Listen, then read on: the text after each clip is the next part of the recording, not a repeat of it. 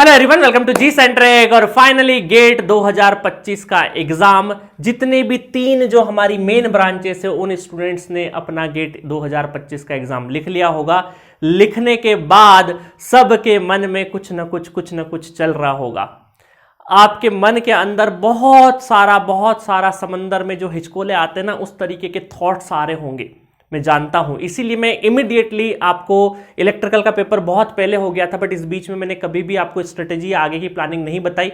EC वाले student का भी पेपर हो गया, उसके 2-3 दिन बाद मैं आपके सामने रूबरू हो रहा हूं और इस वीडियो में बहुत काम की चीजें बताने वाला हूं। आपको थोड़ा सा मैं डांट भी लगाने वाला हूं कि कहां आप गलतियां करते हैं। मैं वो सारी चीजें आपको बताने वाला हूं कि गेट एस्पिरेंट या कहीं पर भी कोई भी तैयारी करने वाला एक स्टूडेंट कहां गलतियां करता है। मिस्टेक्स पे भी आज बहुत बात होगी और साथ में स्ट्रेटेजी प्लान भी आपको बताऊंगा कि 26-27 को किस तरीके से आपको प्लान करना है। तो आपके अंदर देखो, मन में अभी बहुत सारा, क्योंकि गेट एग्जामिनेशन क्या है ना, बहुत वर्सेटाइल एग्जाम है। इसको देने वाले लोग अलग अलग स्टेजेस पे होंगे। कोई जॉब के साथ में दे रहा होगा, कोई 2 ड्रॉप के साथ में दे रहा होगा, कोई फाइनल ईयर में होगा, कोई 3rd ईयर वाला स्टूडेंट होगा। तो सबके भाव जो अंदर जो चल रहा होगा ना मन के अंदर, वो बहुत अलग अलग एक्सपीरियंसेस हो सकते हैं, बहुत अलग अलग इमोशंस हो सकते हैं। बट उन सारे इमोशंस को लेके हमें आगे कैसे बढ़ना है, जो पिछला हमने जो सीखा है वो कैसे इंप्लीमेंट करना है। क्योंकि अभी तो बहुत आग होगी, सर एग्जाम में ये नहीं बना, यहां पे ये मिस्टेक हुई, यहां पे मैं कर सकता था। सब अलग अलग लोग अलग अलग बातें करेंगे कि सर कुछ और थोड़ा सा रिवीजन होता तो मैं कुछ और कर लेता, सर ये सब्जेक्ट थोड़ा सा पढ़ के चले जाता तो ये हो जाता, कुछ मिस्टेक्स में sir question final answer tick करते करते मैं रह गया। तो इस तरह के तमाम एक्सपीरियंसेस आपके साथ में घटे होंगे। उन सब पे हम एक एक करके चर्चा करेंगे। तो सबसे पहले मैं स्ट्रेटेजी बताने से पहले सबसे पहले आपको ये बताऊंगा कि ऐसी क्या मिस्टेक्स होती है जो स्टूडेंट, मतलब आप बहुत नॉर्मल, आपको 3rd पर्सन भी बता देगा आइडेंटिफाई करके कि यार ये गलती मत कर प्रिपरेशन करते टाइम पे। तो मैं आपको सारी चीजें बताता हूं आज, है ना। तो सबसे पहले हम गलतियों से सीखते हैं, क्या हम गलतियों आइडेंटिफाई करेंगे। हो सकता है ये जो मैं लिस्ट बताऊं इसके अलावा भी बहुत कुछ आपके साथ में घट रहा होगा, बट जो मुझे लगता है कि ये प्राइमरी तौर, ये कुछ तमाम रीजन हो सकते हैं, ये तमाम गलतियां हो सकती है जो अगर एक स्टूडेंट नहीं करे तो हो सकता है वो अच्छा रैंक लेके आ जाए। पोटेंशियल हम सब में होता है, बट दिक्कत है कि एक डायरेक्शन की जरूरत होती है प्रॉपर तरीके से। ठीक है, चलिए सबसे पहले हम बात करते हैं मिस्टेक्स पे। तो पहली मिस्टेक क्या होती है, देखिए क्या होता है, जो कॉलेज में स्टूडेंट होता है ना, वो ज्यादा दिमाग नहीं लगाता। पहली चीज तो वो बहुत सारे एग्जाम्स के लिए एलिजिबल होता नहीं है। जो इंजीनियरिंग एस्पिरेंट है, जो कॉलेज गोइंग स्टूडेंट है, उसको लगता है 3rd ईयर है, 3rd ईयर में मेरे कुछ सब्जेक्ट होंगे, मेरे को एक एग्जाम देना है, क्योंकि वो ज्यादा मल्टीपल एग्जाम्स के लिए एलिजिबल नहीं है। इस वजह से वो ज्यादा दिमाग नहीं लगाता, सीधा सीधा पढ़ाई करता है। बट वो जैसे ही फाइनल ईयर में पहुंचता है तो फाइनल ईयर में उसके सीनियर्स इधर उधर से वो स्ट्रेटेजी सुनता है ना। तो पहला मिस्टेक है एलिजिबल फॉर ऑल एग्जाम्स। जब आपके पास में पास आउट के लिए स्पेशली फाइनल ईयर या फिर जो पास आउट है ना, फाइनल ईयर भी फिर भी ठीक है क्योंकि बहुत सारे एग्जाम्स के लिए फाइनल ईयर एलिजिबल नहीं होता है।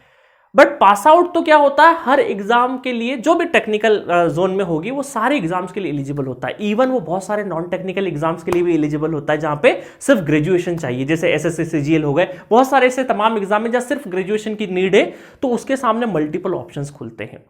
अब होता क्या है कि जब उसके सामने ऑप्शंस खुलते हैं ना, वो सारे एग्जाम्स के लिए जब एलिजिबल हो जाता है तो वो क्या करता है, अपने प्रिपरेशन से भटकता बहुत है, डिरेल होते जाता है। अभी सपोज करिए कोई स्टूडेंट ने अपना गेट दिया होगा, वो सोचेगा मैं गेट 2026 की तैयारी करता हूं, 27 की तैयारी करता हूं, 27 तो बाद में सोचेगा, पहले 26 की तैयारी करता हूं। और पता चला वो 1 महीने पढ़ाई करने बैठा बहुत अच्छे से, उसने बहुत तगड़े तरीके से प्लान बनाया, पढ़ाई करने लगा और अचानक से एक फॉर्म टपक पड़ा जिसमें 10-15 वैकेंसी है और बढ़िया से फॉर्म निकला है। वो फॉर्म फिलअप करते टाइम पे ये सोचता है स्टूडेंट कि इसमें तो मेरा सिलेक्शन होगा ही। तो क्या आप बताइए मुझे कि फॉर्म भरने मात्र से क्या सिलेक्शन की गारंटी है? नहीं है ना। सिर्फ फॉर्म भरने से सिलेक्शन नहीं होगा, वो तमाम सारी चीजें इधर उधर की अपना ईडब्ल्यूएस में है कि नहीं, कास्ट सर्टिफिकेट है कि नहीं, सारी तमाम इक्वेशंस लगा लेता है, सिर्फ एक चीज को छोड़ के कि क्या वो उस एग्जाम में जो सिलेबस है उस पर कॉन्फिडेंस है उसको या नहीं है, क्या वो कॉन्फिडेंट फील करता है उस पर या नहीं करता है। तो ये जो स्टूडेंट है, ऐसे स्टूडेंट जो तमाम फॉर्म भरते हैं, ये वो स्टूडेंट के लिए बहुत अच्छी चीज है जो एक बार तैयारी किया हुआ है। क्योंकि होता क्या है, पास होते होते वो मात्र 3-4 सब्जेक्ट, उसको 3 से 5 सब्जेक्ट बहुत अच्छे से आते हैं, बाकी सब्जेक्ट आते नहीं है। वो सोचता है मैं छुटपुट इधर उधर की तैयारी कर लूंगा और मैं एग्जाम निकाल लूंगा। अभी एक एग्जाम्पल के तौर पर मैं बोलूं, BHEL का एक एग्जाम होने वाला है कुछ दिनों बाद। अब मेरी बहुत सारे स्टूडेंट से बात हुई कि सर 3-4 सब्जेक्ट अच्छे हैं, 2-3 में थोड़ा सा इधर उधर से देख लूंगा और एग्जाम में बैठ जाऊंगा। तो मैं उसको बोला है, उस स्टूडेंट को, कि भाई तू लिख के ले, एग्जाम में सिलेक्शन नहीं होगा, क्योंकि जो तेरा कॉम्पिटिटर आएगा वो तो बहुत कुछ पढ़ के आया है। तो आप ये गलतफहमी से निकलिए कि अगर आप सारे एग्जाम्स के लिए एलिजिबल है या फॉर्म भरने मात्र से सिलेक्शन हो रहा होता तो बहुत सारे बच्चों का सिलेक्शन हो चुका होता। तो आपको एक चीज समझनी पड़ेगी, चाहे आप गेट की तैयारी करें, क्योंकि पास आउट के पास बहुत ऑप्शन है, वो चाहे कोई भी एग्जाम को फोकस करे। क्योंकि देखिए क्या होता है, पासिंग करने के बाद सोचता है स्टूडेंट, मैं ESC निकाल लूंगा सर, मैं तो SSC JEE निकालूंगा सर, मैं तो गेट निकालूंगा सर, अभी BHEL आ जाएगा तो वो निकालूंगा, और PSU कोई आ जाएगा फलाना डिप का तो वो PSU निकाल लूंगा सर। अरे ये तमाम एग्जाम निकालने के लिए कम से कम आपके सिलेबस का 80-90% आपको आना चाहिए पहले, उसके बाद ही बात बनेगी, अदरवाइज नहीं बनेगी। तो जितने भी मेरे दोस्त जो सब एलिजिबल, सभी एग्जाम्स के लिए जो एलिजिबल है, वो आप अभी फॉर्म भरना बंद करो, पहले आप अपनी बैठ के पढ़ाई करो, जो भी सिलेबस है रिस्पेक्टिव एग्जाम का जो भी है तमाम चीजें। और मैं तो ये बोलता हूं कि आप एग्जाम के बारे में बाद में सोचिए, सिर्फ और सिर्फ गेट के रेफरेंस को आप ये मान के चलिए कि बाकी सारे सिलेबस प्लस माइनस ही होना है। बाकी गेट में जितनी चीजें वो तो पढ़ना ही पढ़ना है, चाहे वो भले SSC JEE के लिए पढ़ेंगे, बट लेवल तो डाउन है, बट कॉन्सेप्ट तो पढ़ना ही पड़ेगा ना। तो आप दोस्त एक बात हमेशा ध्यान रखिए कि आप तसल्ली से बैठ जाओ, पहले 10 सब्जेक्ट है, latest suppose every branch electrical इसी इंस्ट्रूमेंटेशन की बात करूं मैं, तो आप कम से कम 8 सब्जेक्ट बिल्कुल फिंगर टिप पे आपको होना चाहिए, पहले पढ़ो उसके बाद आप फॉर्म भरेंगे। तो ये गलती बहुत स्टूडेंट करते हैं, मेरी कई जॉब गोइंग स्टूडेंट से बात होती है, अभी जो गेट दे के आए बहुत सारे लोगों को, तमाम जैसे पर्सनल मेंटरशिप प्रोग्राम मेरा चल रहा है, उसमें कई सारे स्टूडेंट बोले सर ऐसे ही दे दिया, किसी का 15 सही है, किसी का 25 सही है। क्योंकि एग्जाम एक ऐसी चीज है जहां पर आप, और खासकर गेट एग्जाम ऐसा चीज है जहां पर अगर आपको 100% सिलेबस या 100% किसी सब्जेक्ट पर कॉन्फिडेंस नहीं है, आप हाथ नहीं लगाओगे। 60-40 करने से काम नहीं चलेगा, थोड़ा इधर का देख लूं, थोड़ा उधर का देख लूं, दूसरे एग्जाम में आप थोड़ा बहुत काम बना लोगे, बट वो भी थोड़ा बहुत ही बनेगा, क्योंकि आपका कॉम्पिटिटर तो सब पढ़ के आया होगा। कॉम्पिटिटिव एग्जाम में क्या होता है, आपको वो क्वेश्चन तो सारे करने हैं जो सब कर रहे हैं, और रैंक तभी डिसाइड होगा जो कुछ लोग नहीं कर रहे बट वो भी कर रहे हैं आप, तो ही रैंक आएगा, अदरवाइज नहीं आ सकता ना। ये सेमेस्टर का या स्कूल का एग्जाम थोड़ी है कि सबके 80% आ गए चलो सब एंजॉय करेंगे। नहीं भाई, यहां सबके 80 आ जाएंगे तो रैंक आपकी बहुत पीछे हो जाएगी। आई बात समझ में? तो कॉम्पिटिटिव एग्जाम, और कोई भी कॉम्पिटिटिव एग्जाम उठा के देख लीजिए अच्छे लेवल का, तो आपको सिलेक्शन के लिए आपको 100% सिलेबस में से 95% भी आता है, उसमें से आउट ऑफ 95% 70-60-70 परफॉर्म करके आ जाओगे, आप अच्छा कर ले जाओगे।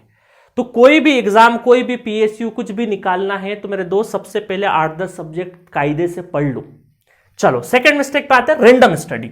यहीं पे आते हैं। अब क्या होता है रैंडम स्टडी का मतलब है, अभी मेरी बहुत सारे स्टूडेंट से बात, ये देखिए ये सारा ऑब्जर्वेशन में बहुत सारे स्टूडेंट से बात करके ही बता रहा हूं आपको, और ओवर द टाइम मैंने 10 साल में बहुत स्टूडेंट को गलती करते हुए देखा है।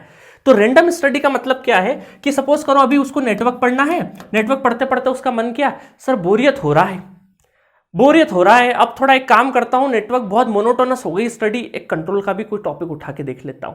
वो बीच में दूसरा सब्जेक्ट भी घुसा देता है, फिर साथ में एक आध सब्जेक्ट और पढ़ लेता है, फिर हर एक सब्जेक्ट में थोड़ा थोड़ा जो उसको इंटरेस्ट नहीं है, जहां कंफर्टेबल जोन नहीं है उसका, वो कुछ टॉपिक छोड़ देता है। फिर वो करते करते करते करते वो सोचता है चलो यार ये तो हो गया, इससे तो कुछ बात बन जाएगी।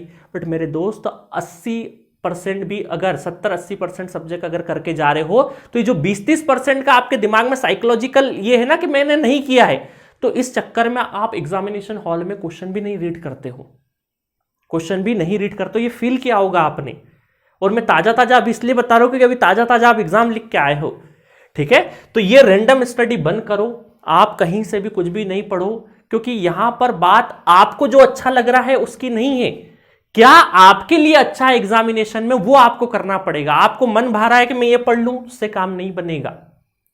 कई सारे स्टूडेंट में देखता हूं कि 4 साल हो गए तैयारी करते करते, और उनको बेसिक सब्जेक्ट्स जो डिजिटल सिग्नल आने चाहिए वही नहीं आते हैं। कई सारे स्टूडेंट क्या करते हैं, रैंडम स्टडी, अभी गेट एग्जाम दिया होगा ना, तो कई सारे स्टूडेंट इमोशन में आके कोर सब्जेक्ट स्ट्रेंथ है, कोर सब्जेक्ट पढ़ेंगे भाई साहब, 4 स्टैंडर्ड किताब उठाएंगे, बहुत चालू हो जाएंगे कन्वेंशनल प्रॉब्लम करना। ऐसा गलती नहीं करना है अपने को सारे सब्जेक्ट से कुछ ना कुछ आना चाहिए, एक ऑप्टिमम टाइम देना पड़ेगा। और साथ में बुक्स लगाना कोई गलत बात नहीं है, बट आपकी पोजीशन देखिए कि आप कहां पे खड़े हैं। अगर आप कॉलेज गोइंग में सेकंड ईयर में स्टूडेंट है तो बिल्कुल आपके पास बहुत टाइम है, आप आराम से एक एक किताब अच्छे से लगा सकते हो। बट अगर आप पास आउट है, फाइनल ईयर है, तो आपके पास इतना टाइम नहीं है। आप किसी भी एक रिसोर्सेज को फॉलो करो, ठीक है। तो ये गलती भी बहुत सारे स्टूडेंट करते हैं, जिसकी वजह से उनका रैंक भटक जाता है और एंड होते होते वो मात्र 2-3-4 सब्जेक्ट वो भी ठीक ठाक पढ़े हुए और एग्जाम में बैठते हैं, जो कि जाके ढेर हो जाते हैं एग्जाम में। थर्ड है in race of syllabus completion without revision. अब होता क्या है, देखिए मैंने बहुत बार बोलता हूं कि भाई रिवीजन की है, और मैं क्या पूरी जितने भी अच्छे टीचर है वो सभी यही बोलते हैं कि भाई आपको रिवीजन भी साथ साथ अच्छे से करते हुए चलना है। अब एक स्टूडेंट क्या, देखिए एग्जांपल समझते हैं, नेटवर्क पढ़ा बहुत बढ़िया, उसके बाद कंट्रोल चालू किया, उसके बाद डिजिटल चालू किया, उसके बाद क्या हुआ, उस स्टूडेंट को लगा कि यार सर ने बोला था रिवीजन, तो 2-3 सब्जेक्ट जब हो रहे ना तब तो रिवीजन अच्छा कर रहा है जो पिछला हुआ। फिर जैसे ही जैसे वो अपने दोस्त से बात करता है, क्योंकि देखो रिवीजन में पिछले जो सब्जेक्ट हो चुके वो ज्यादा क्वांटिटी में, तो अब रिवीजन में भी टाइम ज्यादा लगेगा। तो अब वो किसी दोस्त से बात करता, अच्छा तेरे 3 ही सब्जेक्ट हुए, मैंने तो 5 निपटा दी। अब वो आपका जो दोस्त है या जो भी वो कलीग्स है जो अब तैयारी कर रहा होगा, वो रिवीजन के बिना 5 सब्जेक्ट कर लिया, बट आपको क्या है, इनसिक्योरिटी आई कि यार सिलेबस कंप्लीट करना बहुत जरूरी है। बिल्कुल आप क्या करते हैं, अचानक से घबरा जाते हैं और आप उस चक्कर में रिवीजन को लगाते साइडलाइन कि छोड़ो रिवीजन, अब तो मैं 2 सब्जेक्ट साथ में पढ़ूंगा, नया पढ़ूंगा, और वो रिवीजन साइड में लगा देते हैं। और सिलेबस जैसे जैसे कंप्लीट करते, कंप्लीट होने के बाद सिलेबस आप क्या करते हैं, फिर उठाते हैं रिवीजन। जब रिवीजन उठाते हैं ना तो आपको हर चीज नई नई दिखती है कि यार पता नहीं बहुत दिन हो गए यार। आप एक चीज समझ लीजिए, कोई पेज को अगर आपको लाइन को रीड करने की जरूरत पड़ रही है, दैट मीन्स कि आप वो सब्जेक्ट दोबारा पढ़ रहे हैं, आपकी गलतफहमी का आप रिवीजन कर रहे हैं, आपकी गलतफहमी को रिवीजन कर रहे हैं, आप वो दोबारा सब्जेक्ट पढ़ रहे हैं। तो प्लीज इस रेस में मत लगिए। नया जब तक पुराना डाइजेस्ट नहीं हो ठीक ठाक तरीके से, जब तक नया नहीं उठाना है, क्योंकि नए को आपने कुछ इस तरीके से उठा लिया और इंटरेस्ट उसमें खो गया अगर किसी सब्जेक्ट में, तो बहुत मुश्किल हो जाएगा। वो सब्जेक्ट ये मान के चलिए उम्र भर के लिए वीक रह जाएगा। तो कोई भी नई चीज बहुत कॉन्फिडेंस के साथ में, बहुत टाइम के साथ में आपको उठानी है। तो सब्जेक्ट कंप्लीशन की रेस में, क्योंकि सब्जेक्ट सिलेबस कंप्लीट करने मात्र से ही अगर रैंक आ रहा होता, तो ये मान के चलिए कि आंकड़ा देता हूं मैं कि मोटा मोटी जो 25-30 नंबर क्वालिफाइंग स्टूडेंट होता है ना, उसकी रैंक 8 से लगा के 10,000 के बीच में होती है। और ऑन एन एवरेज कम से कम 50, 60, 70, 80 हजार बच्चे बैठते हैं आपके गेट एग्जामिनेशन में। तो उसमें से ये मान के चल लेता हूं कि 20-30 हजार बच्चा तो चलो ऐसे ही आ गया होगा, देते मान लेता हूं, बट 50,000 बच्चा, 40,000 बच्चा तो कम से कम सारा कंप्लीट करके आया होगा ना, किसी न किसी कोचिंग से पढ़ के आया होगा। फिर भी क्या वो 25-30 नंबर नहीं लेके आ रहा है? मतलब कहीं ना कहीं दिक्कत क्या है कि वो सिलेबस कंप्लीट तो कर रहा है, बट पीछे का सब्जेक्ट उसको ढंग से याद नहीं है, वो ढंग से रिवाइज ही नहीं कर पा रहा है। वो जब वापस रिवीजन करने बैठता है तब वापस नई शुरुआत करके पढ़ता है, रिवीजन नहीं कर रहा होता है। रिवीजन का मतलब है सिर्फ विजन देना है, सिर्फ देखना है, देखने मात्र से। एक स्टूडेंट से बात हुई कि सर मैंने बहुत अच्छे से कंप्लीट कर लिया और शॉर्ट नोट बना लिए। उसने नेटवर्क थ्योरी के शॉर्ट नोट 25 से 30 पेजेस में बनाए। अब बताओ, नेटवर्क थ्योरी का शॉर्ट नोट्स मान के चलिए कि A4 साइज का अगर मैं पेपर लूं तो ज्यादा से ज्यादा, मैं ज्यादा से ज्यादा बता रहा हूं, ज्यादा से ज्यादा 4 to 5 पेजेस से ज्यादा होना नीचे, दोनों साइड मिला के 4-5 पेजेस से ज्यादा के नोट्स नहीं होना चाहिए शॉर्ट नोट। ये भी मैंने बहुत ज्यादा बोल दी है, अदरवाइज तो 2 पेजेस में ही नेटवर्क थ्योरी खत्म हो जाना चाहिए। तो आपको अब अच्छा शॉर्ट नोट ये इतना क्यों बना हुआ? एक स्टूडेंट 25-30 पेज क्यों शॉर्ट नोट बना रहा है? क्योंकि उसने प्रॉब्लम प्रैक्टिस बहुत ज्यादा अच्छी नहीं करी है।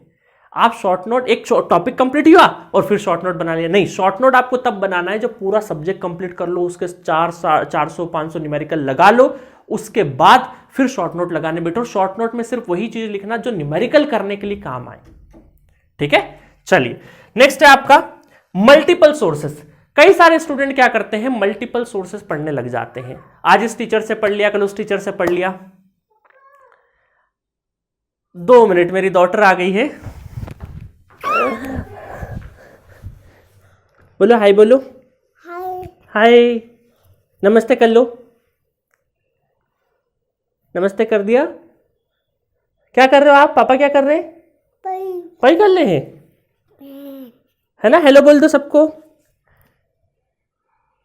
चलो अब जाओ, है ना? मैं थोड़ा सा कंटिन्यू कर लेता हूं, ठीक है? She is my daughter, her name is ज्ञाना, है ना? फर्स्ट टाइम आपसे इंट्रोड्यूस करवा रहा हूं, बीच में चलती क्लास में आ गई है ये, है ना? अब जाओगे आप नीचे? जाओगे? मम्मा के पास जाना है? चलिए। हाँ, तो कहां थे हम लोग? मल्टीपल सोर्सेस पे थे। अब कई बार स्टूडेंट क्या करता है, इस साल इस टीचर से पढ़ लिया, उस साल में भी पर्टिकुलरली आधा इससे पढ़ लिया, आधा नेटवर्क थ्योरी किसी और टीचर से पढ़ लिया, किसी और टीचर से पढ़ लिया। देखिए, इंडस्ट्री में कोई भी जो पढ़ा रहा है वो सब अच्छा पढ़ा रहे हैं, आपको थोड़ा सा भरोसा करना पड़ेगा और मल्टीपल सोर्सेस के पीछे मत भागिए। उससे आपके क्या होंगे, क्योंकि हर टीचर क्या करता है, बेसिक्स बनाता है उसके अकॉर्डिंग, और फिर आप उस हिसाब से दूसरे टीचर को बदल लेते, तो आपको सब्जेक्ट्स में कॉन्फिडेंस ही नहीं आएगा। तो आप बहुत ज्यादा सोर्सेस मत अपनाइए। मेरा ये मानना है कि भाई आपको कॉम्पिटिटिव एग्जाम की तैयारी करनी है तो एक बेहतर कोचिंग कहीं से भी एक बार करनी पड़ेगी। उसका कारण क्या है, आप खुद मेहनत करोगे तो self study is the best study, but time बहुत लग जाएगा। आप अलग अलग किताब छांटोगे, रिसोर्सेज छांटोगे। अब यूट्यूब में भी क्या रहा, पहले जैसा मामला नहीं रहा, ओवर कंटेंट है भाई। एक चीज सर्च करोगे, पता चले 10 फैकल्टी आएगी, अब किस किस को टेस्ट करते रहोगे यार? तो एक बार थोड़ा सा भरोसा करो, सब अच्छा पढ़ाते हैं। 19-20 कहीं ना कहीं कुछ ना कुछ होता है जो आपको, किसी को कुछ समझ नहीं आता, किसी को नहीं आता, बट ओवरऑल सब पढ़ाते हैं, ठीक है? हम भी अच्छा पढ़ाते हैं। तो आपकी मर्जी हो, वहां से ज्वाइन करो, बट मल्टीपल एक सोर्स रखो, मल्टीपल सोर्स मत यूज करना। इससे क्या होगा, कंफ्यूजन होगा, इसके ज्यादा कुछ नहीं होगा, ठीक है? एक बार तसल्ली से देख लो, सबके डेमो वीडियोस देख लो, तब एक एक दो देख लो, डिसाइड कर लो, 10 दिन बैठ के डिसाइड कर लो। उसके बाद एक प्रॉपर सोर्स ज्वाइन करो, उसके अलावा फिर पीछे मुड़ के नहीं देखना है। आई बात समझ में? तो ये गलती भी बहुत स्टूडेंट करते हैं कि एक छोटा टॉपिक नहीं आया, वो दूसरी जगह से पढ़ने लगता है, वो करने लगता है।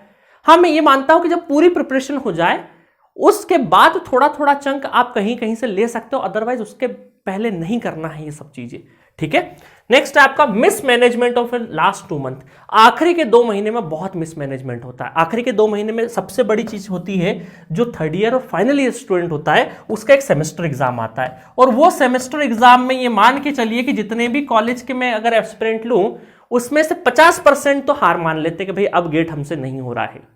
क्यों? क्योंकि वो कॉलेज के सेमेस्टर में इस तरीके से बिजी हो जाते, क्योंकि उन्होंने पहले से उस तरीके से तैयारी नहीं करी। भाई आपको पहले, आज हम फरवरी में खड़े हैं, आपको पता है दिसंबर में आपको एक एग्जाम आने वाला है, सेमेस्टर एग्जाम। तो हम जुलाई से ही क्या करेंगे, जब सेमेस्टर स्टार्ट होगा तो उसका थोड़ा थोड़ा कंटेंट हम लोग पढ़ने स्टार्ट करेंगे, ताकि दिसंबर के टाइम पे जब हमारा सेमेस्टर एग्जाम चले तब हम मात्र एग्जाम के 3 घंटे और 3 घंटे के अलावा 6 घंटे अलग से थोड़ा सा उसको तैयार करके, बिल्कुल कल एग्जाम है तो आज के 2-4-5 घंटे पढ़ के एग्जाम दे देंगे। हो सकता है उस सेमेस्टर में आपका पॉइंटर कम आए, चलेगा, कोई दिक्कत नहीं। वहां पॉइंटर आपका 5 पॉइंटर 10 पॉइंटर कम भी आएंगे, खैर 5 पॉइंटर 10 पॉइंटर अगर कम भी आएंगे तो भी कोई दिक्कत वाली बात नहीं है, है ना? उसमें आप ये 6.5 CGPA भी मेंटेन कर लोगे, उस पर्टिकुलर सेमेस्टर में काम हो जाएगा। बट आदमी को तो क्या है, स्टूडेंट को तो आदत है भाई 8 पॉइंटर 9 पॉइंटर की, तो वो यहां पर कॉम्प्रोमाइज नहीं कर पाता है, क्योंकि ओवरऑल आपका क्या है, 7.5 के ऊपर की डिग्री रहेगी, इनफ है। और आपने बाकी सेमेस्टर अच्छे से करे होंगे तो डेफिनेटली आपका CGPA एक सेमेस्टर से नहीं गिरेगा। तो यहां पर गलती होती है। दूसरा गलती, बहुत सारे जो जॉब गोइंग स्टूडेंट होते हैं वो कई बार टेस्ट सीरीज नहीं लगाते हैं, फुल लेंथ टेस्ट सीरीज नहीं लगाते, 3 घंटे बैठने की कैपेसिटी डेवलप नहीं हो पाती है, 3 घंटे फोकस से स्क्रीन पे देखने की कैपेसिटी डेवलप नहीं हो पाती है, अच्छे से प्रॉपर रिवीजन नहीं होता लास्ट के 2 महीने में। तो शुरू से जब प्रिपरेशन आड़ी टेढ़ी चलाइए तो लास्ट में तो गलतियां करोगे। और लास्ट में होता है एग्जाम फियर। 15-20 दिन पहले तो बिल्कुल हथियार डालने जैसा मन करता है कि सर अब तो बिल्कुल ऐसा लग रहा है कि आंखें बंद करो तो ऐसा लगता पूरा ब्लैंक हो गए हो। तो ये तमाम मुझे लगता था जो रीजन हो सकते हैं एक स्टूडेंट को गलतियां करने पे, और बिल्कुल प्रायोरिटी वाइज लिखा है कि ये शुरुआत की जो 3 चीजें हैं ना, ये बहुत इंपॉर्टेंट है। क्योंकि स्टूडेंट को लगता है मैं ये कर दूंगा, मैं वो फोड़ दूंगा, ये सब कर दूंगा, बट इन सब को करने के लिए पहले सब्जेक्ट आना जरूरी है। हम उसको छोड़ के बाकी सब चीजों पर काम करते हैं। जैसे हमारे हिंदुस्तान में क्या होता है, हम किसी बच्चे का स्कूल में एडमिशन कराने गए या कॉलेज में एडमिशन लेने गए तो हम तमाम बिल्डिंग है, कैंपस कैसा है, वहां पे प्लेसमेंट कैसा होता है, सब चीजें देख लेते हैं, बट हम ये नहीं पूछते हैं कि वहां टीचर जो पढ़ाने वाला है वो कैसा है। ये आयरनी है, क्या करें? तो आपको भी ये तमाम चीजें हैं कि अच्छी जॉब चाहिए, वो करना है, ये करना है लाइफ में, ये सारी चीजें होती है, सपने सारे सजो देते हो, बट आप end of the day exam में, जिस एग्जाम में आप जा रहे हो, उस एग्जाम में क्या आएगा, उन सब्जेक्ट पे आपकी पकड़ है या नहीं है, उससे डिसाइड होगा रैंक।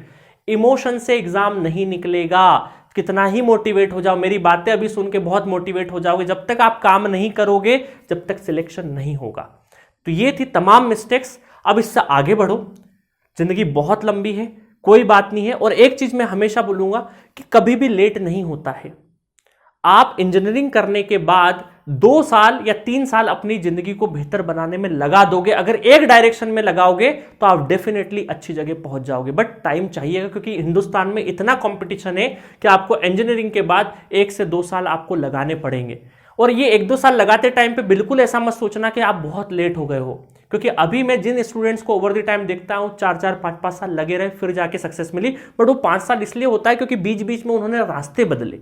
अगर आप रास्ते नहीं बदलोगे तो इंजीनियरिंग होने के बाद 2 साल के अंदर बहुत अच्छा जॉब ले जाओगे।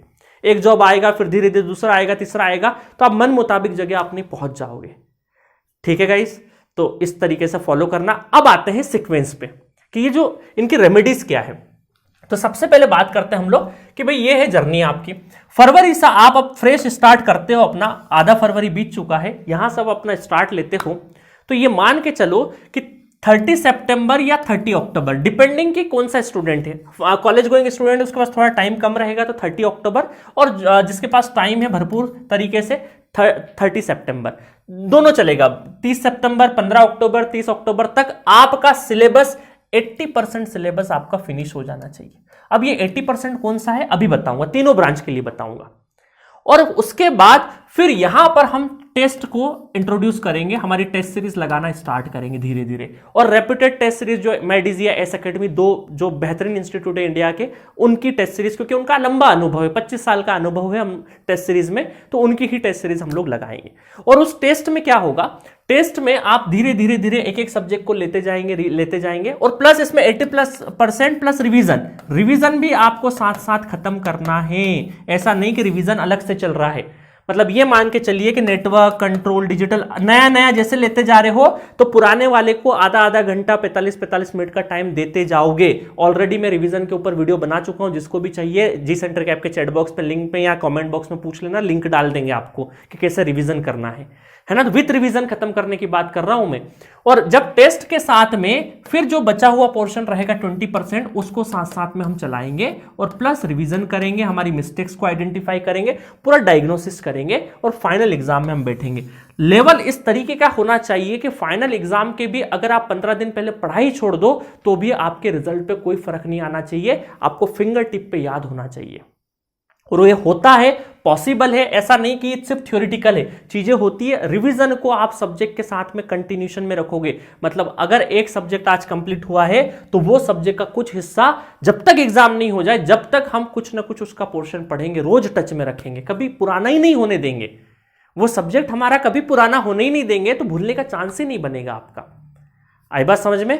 और फिर इसको लेके हम फाइनल एग्जाम में, और कोशिश करेंगे जितने भी सिंसियर स्टूडेंट, अगर आपने बहुत अच्छे से तरीके से चलाया तो ये मान के चलिए कि आप अंडर 100 के स्टूडेंट बन सकते हैं। और आप जैसे ही लोग रैंक लाते हैं, कोई अलग से कुछ नहीं होता है, अंडर 100 में रैंक लाना आसान है। मान लीजिए उस दिन खराब भी हो गया, तो ये जो इस जर्नी में जो आप मेहनत करना सीखोगे ना, जो आप यहां से लर्निंग्स लोगे एक डायरेक्शन में सीखने की, तो कहीं ना कहीं दूसरा एग्जाम आसानी से निकलेगा। गेट वन स्टॉप सॉल्यूशन नहीं है, बट अगर आपके पास नॉलेज होगा, स्किल होगी, तो आप दूसरे एग्जाम्स को आसानी से निकाल दोगे। क्योंकि ऊपर वाले पे थोड़ा सा भरोसा रखना पड़ेगा कि उसका जो प्लान है ना, वो आपके प्लान से बेहतर है। बस ये है कि उसके प्लान तक पहुंचने के लिए आपको मेहनत करना है। हमेशा जब भी डिमोटिवेट हो तो आप ये सोचना कि ऊपर वाले का जो प्लान बनाया होगा उसने, वो आपसे तो बेहतर ही बनाया होगा उसने, तो उसके ऊपर थोड़ा सा अपना जो कर्तव्य, अपना जो बोल सकते हैं हमारा, आपके हाथ में जो चीजें हैं उसको आप कर सकते हैं। आपके हाथ में जो चीज नहीं है, भविष्य क्या होगा क्या नहीं होगा, इन सब चीजों को नहीं सोचना। मानता हूं भाई, जब हम इंजीनियरिंग करते हैं उसके बाद बहुत सारे थॉट्स आते हैं, बहुत सारे दोस्त आपके आईटी में जाएंगे, इसमें जाएंगे, बहुत सारी जगह पर अलग अलग जॉब कर रहे होंगे, तो आपके मन में भी कहीं ना कहीं आएगा चीजें कि यार मैं क्या प्रिपरेशन कर रहा हूं। तो जो चीज आसानी से मिल जाए, एक हमेशा चीज ध्यान रखना, जो चीज आसानी से मिल जाए उसकी इंपॉर्टेंस कम होती है, और जो चीज थोड़ी तकलीफों से, थोड़े स्ट्रगल से मिलती है उसका इंपॉर्टेंस ज्यादा रहता है ना। तो ये चीज थोड़ा सा खुद को मोटिवेट, सेल्फ मोटिवेट रखने की कोशिश करना। जर्नी थोड़ी सी लंबी है, बिल्कुल इमोशन में आके 10-12 घंटे की पढ़ाई स्टार्ट नहीं कर देना, बिल्कुल धीरे से स्टार्ट करना। और मैं एक चीज बता दूं कि आपको पढ़ाई एटलीस्ट 5 से 6 घंटे अगर आप प्रतिदिन पढ़ाई करते हैं, इफेक्टिव पढ़ाई, बहुत सफिशियंट है। बस इसकी कंटिन्यूटी ब्रेक मत होने देना, ठीक है। चलिए, तो अब हम देखेंगे इलेक्ट्रिकल के लिए आपको क्या करना है। प्रायोरिटी मैंने बता रखी है कि रैंडमली मत पढ़ना, नेटवर्क, डिजिटल, सिग्नल। देखिए सिग्नल को पहले मैं ग्रुप ए में नहीं डालता था, बट अब क्या हो रहा है ना, अब गेट एग्जामिनेशन में आप देखिए कि हर सब्जेक्ट से ठीक ठाक इक्वली वेटेज करने पे आया है। सबका तो इक्वली नहीं बोलूंगा, बट ये मान के चलिए सिग्नल वगैरह से जब क्वेश्चन कम आते थे, बट अब इजी क्वेश्चन आने लगे हैं, तो अपने को सिग्नल को भी अब अच्छे से पढ़ के जाना है। तो network, digital, signal, control, maths, तो ये होता है इजी और स्कोरिंग, इजी प्लस स्कोरिंग। तो इसको तो आना ही आना चाहिए। कोई, मैं अभी बड़ा हैरान हो जाता हूं, कोई 4-5 साल से तैयारी कर रहा है और इनमें से 2-3 सब्जेक्ट नहीं आते हैं उसको, तो मैं सोचता हूं तुम कर क्या रहे हो भाई। आपका इजी और स्कोरिंग तो सबसे पहले खत्म होना चाहिए, कोर के पीछे मत पगलाओ, पहले इजी और स्कोरिंग खत्म करो। सेकंड नंबर पे आपका आता है फिर कोर सब्जेक्ट। तो एक लेयर, देखिए ये जब चीजें होती है ना इजी और स्कोरिंग, तो मेंटल लेवल आपका बढ़ चुका रहता है, बिल्कुल आपकी यहां पे मजबूती आ चुकी है, कॉन्फिडेंस लेवल अलग होता है, पढ़ने की हैबिट हो चुकी है, आदत पड़ चुकी होती है। अब आप इस कोर सब्जेक्ट को ग्रास्प बहुत तेजी से करते हो, बहुत तेजी से, मतलब बहुत तेजी से। तो फिर उसके बाद क्या आएगा, आपको ये कोर सब्जेक्ट आपको टच करना है। उसके बाद फिर एनालॉग से नेटवर्क बहुत अच्छे से अगर कमांड है तो एनालॉग 70% खत्म हो गया है। बस यहां पर पहली दो स्टेप रहेगी, भाई इनपुट इंपीडेंस हाइड होते उधर करंट नहीं जाना, उसके बाद सर्किट सॉल्विंग करना है, तो बहुत आसानी से एनालॉग सीखोगे। मेजरमेंट अगेन नेटवर्क बहुत अच्छा होगा तो आप बड़े आराम से मेजरमेंट सीखोगे, बहुत छोटे छोटे लगेंगे ये। ईएमएफटी फिर अगेन मानता हूं कि ये थोड़ा सा आपको लगता है कई बार कि समझ में आता है, समझ में नहीं आता, बट ठीक है, बहुत लिस्ट वेटेज वाला है। तो एटलीस्ट हम अगर यहां तक मेजरमेंट तक खत्म करने में कामयाब हुए तो ये बाकी की चीजें तो हम थोड़ा सा बाद में भी कर सकते हैं। और चलो यहां तक भी नहीं, ये ग्रुप ए और ग्रुप बी तक भी हम 80% खत्म करने पे आए, तो इन सब्जेक्ट को हम बाद में खत्म कर सकते हैं धीरे धीरे धीरे धीरे। और रही बात एप्टीट्यूड और इंग्लिश की, मैं हमेशा बोलता हूं एप्टीट्यूड ये इंजीनियरिंग एप्टीट्यूड है, ये नॉर्मल नॉन टेक एग्जाम जैसा नहीं है, नहीं तो स्टूडेंट एप्टीट्यूड के पीछे पगला जाता है। आप अगर कुछ भी पढ़ के नहीं जाएंगे तो भी कॉमन सेंस बेसिस पे एप्टीट्यूड के 2-3 क्वेश्चन आराम से बना देंगे, ठीक है। तो एप्टीट्यूड को हम थोड़ा सा बाद में पढ़ेंगे। अब क्या होता है, बहुत सारे स्टूडेंट साथ में नॉन टेक्निकल का भी एग्जाम कर रहे हैं, इसका भी कर रहे हैं, उसका भी, सर एप्टीट्यूड तो सब जगह लगता कर लेते हैं एक बार। तो आप पहले डिसाइड कर लो भाई कि एग्जाम क्या है, वही आप गलती करोगे नहीं तो रैंडमली कहीं भी कोई भी तैयारी कर रहे हो तो बैठ के डिसाइड कर लो कि तैयारी किसके लिए करना है। भाई एसएससी सीजीएल करना है, दूसरा चीज करना है, नॉन टेक में जाना है, इसमें जाना है, तो पहले डिसाइड कर लो। ये इधर भी लड्डू ले लो, इधर भी ले लो, क्योंकि इंजीनियर जो इंजीनियर होता है ना वो तो सब जगह एलिजिबल होता है, अब वो कंफ्यूज इसीलिए है। तो पहले तसल्ली से डिसाइड कर लो कि आप किसके लिए फिट हो। और दूसरा, इंग्लिश के लिए एक चीज हमेशा ध्यान रखना, जो डेली मर्रा की जो जिंदगी में अपन कोई मूवी देख रहे हैं या कहीं पेपर पढ़ रहे हैं कहीं पर भी, तो उसमें जो भी शब्द मिले रोजमर्रा की जिंदगी में, तो उन शब्द का एक बार गूगल कर लिया करो कि भाई इसको क्या बोलते हैं, इसको क्या बोलते हैं, इसको क्या बोलते हैं। बाकी अलग से कुछ इंग्लिश पढ़ने की नीड नहीं है। वहां पर आपकी किस्मत अच्छी होगी, 2-3 जो डेली मतलब डेली की बोलचाल की भाषा में कुछ शब्द पकड़ लोगे तो आराम से कर लोगे, ठीक है। बाकी बहुत कुछ ग्रामेटिकल हमने वैसे इंग्लिश और एप्टीट्यूड बहुत अच्छे से वापस पढ़वाया भी है। इंग्लिश भी बहुत अच्छी, एक हमारी यहाँ मैडम है, उन्होंने बहुत बढ़िया तरीके से पढ़ाया। आप उसके बेसिक नाउन प्रोनाउन है ना, बेसिक आपका इंग्लिश वहां से हो जाएगा, उससे ज्यादा की आपको नीड नहीं है, ठीक है। तो इस तरीके से आपका इलेक्ट्रिकल, ट्रिपल ई, ईएक्सी जितनी भी ब्रांचेस है उसके लिए इस प्रायोरिटी से ही आपको चलना है। नेक्स्ट है आपका ईसी वाले स्टूडेंट के लिए क्या करना है। ग्रुप ए सेम है इसी वालों के लिए भी। ग्रुप सेकंड में ईडीसी एनालॉग, ईडीसी के बाद एनालॉग पढ़ सकते हो या एनालॉग के बाद ईडीसी पढ़ सकते हो, कोई दिक्कत नहीं है, दोनों है ना। यहाँ पे डिवाइस की इंफॉर्मेशन होगी या सर्किट सॉल्विंग की इंफॉर्मेशन होगी, ऊपर नीचे कर सकते हो, कोई दिक्कत नहीं। उसके बाद ईएमएफटी पढ़ना है। फिर हमने ग्रुप सी में कम्युनिकेशन बाद में डाला है, फिर एप्टीट्यूड और इंग्लिश डाला है, ठीक है। तो इस तरीके से आपको ईसी वाले स्टूडेंट को पढ़ना है।